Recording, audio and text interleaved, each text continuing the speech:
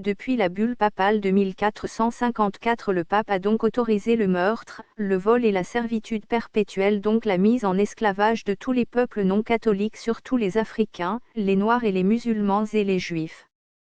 L'Espagne a chassé les musulmans et les Juifs puis a pris possession de leurs terrains et maisons, puis l'Église a chassé les musulmans d'Italie et des îles comme la Sicile, a confisqué leurs biens, maisons et terrains. La bulle papale autorisant le servage ou l'esclavage a permis à l'Église catholique d'engranger des richesses immenses du fait du colonialisme de l'Amérique et de l'Afrique puis de l'Asie. Puis l'Église protestante a dépassé l'Église catholique dans le pillage et l'esclavage de millions d'êtres humains et dans la cruauté.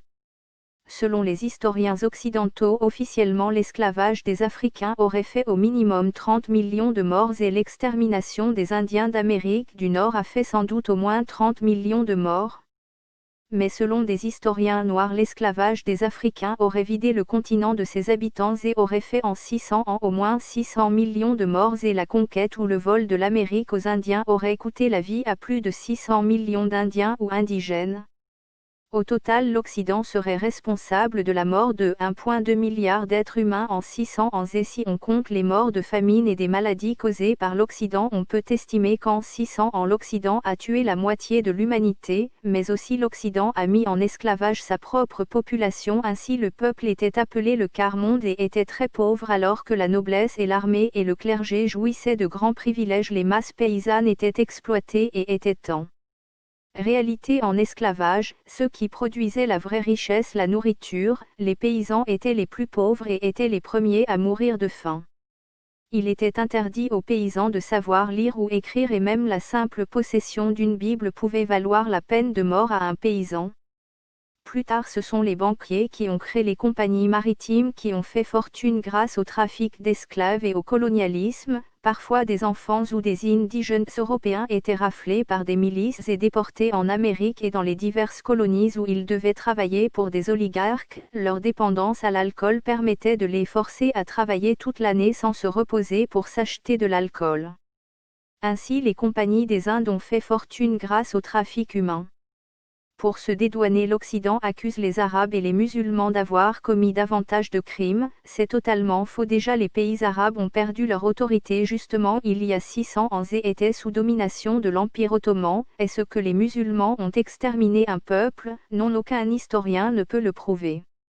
Justement, beaucoup de juifs et protestants ont trouvé asile en Turquie ou au sein de l'Empire ottoman, qui était très tolérant et laissait aux minorités une indépendance. Ainsi les chrétiens ou les juifs ou les bouddhistes avaient leurs propres tribunaux et leur propre système fiscal. Chaque communauté continuait d'être indépendante et d'exercer son autorité sur ses membres.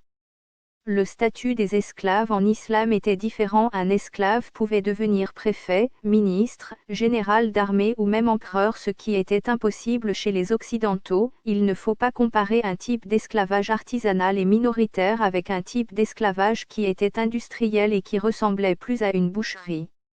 De toute évidence, l'Occident détient 80% des terres émergées du monde et 95% des richesses. Selon Honoré de Balzac, derrière chaque fortune il y a un crime. Actuellement, qui pollue le plus, qui tue le plus d'arbres et détruit le plus la nature, les Arabes ou les Occidentaux? Qui fait le plus de guerres, qui tue le plus de civils, qui vole le pétrole?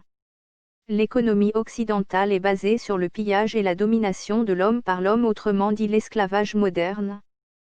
Quand le salaire d'un homme lui suffit à peine pour se loger et se déplacer et se nourrir et qu'il n'a que peu de chances d'emprunter l'ascenseur social, on peut parler d'esclavage par la dette ou la fiction monétaire de l'argent papier créé à partir de rien.